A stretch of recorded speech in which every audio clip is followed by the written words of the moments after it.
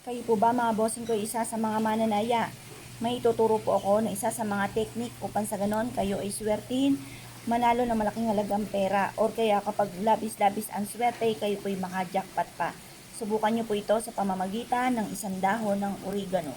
Isulat ang inyo pong numero na tinatayaan. Halimbawa ako po, ang tinatayaan ko ay 7. Favorite number, ganun din po mga bossing ko ang 5. Ganun din po mga bossing ko ang 8. At ang edad ko po ay 41. Ang edad ng mister ko ay 43.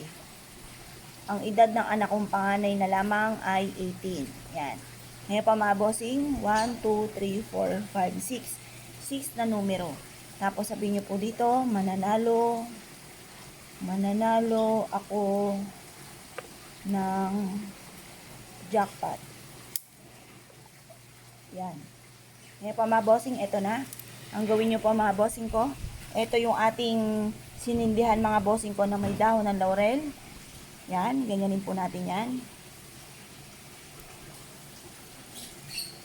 Nanalo ko ng jackpot, painitan po muna natin. Nanalo ko ng jackpot.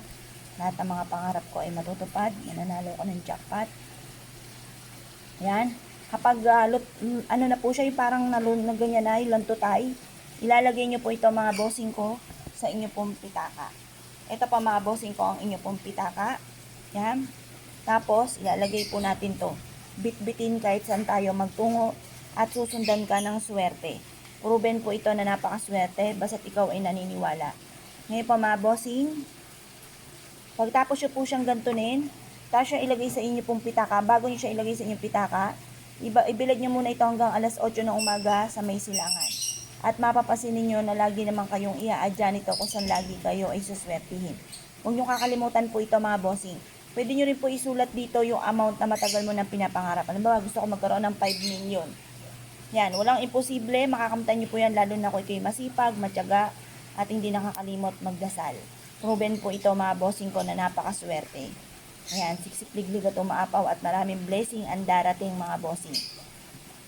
Yan, ayan lang po natin ganyan. At pagkatapos, kumuha kayo ng tweezer or chane para hindi kayo mapasok mga bossing.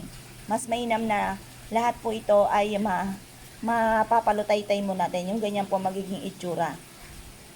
Tapos saka nyo siya ilalagay sa wallet. Tapos positive lamang makakamtan ang mga pinapangarap mga bossing. Siksik-liglig at napakaraming pera, napakaraming blessing ang darating. Yan po mga bossing. Isa po sa mga sikreto na pwede natin gawin upang sa ganon magtuloy-tuloy ang pasok ng swerte at makamit lahat ang mga pinapangarap. Yan po mga bossing. Pagtapos lagay na natin sa ating pitaka. Ang ating pong pitaka ay bawal po na ilagay mga bossing ko sa sahig. Bawal din po ito sa ilalim ng inyo pong higaan.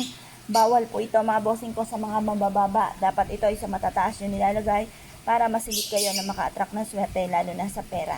Kaya kung kayo pinaniwala mga bossing, asya. Good luck po. Sige po lahat.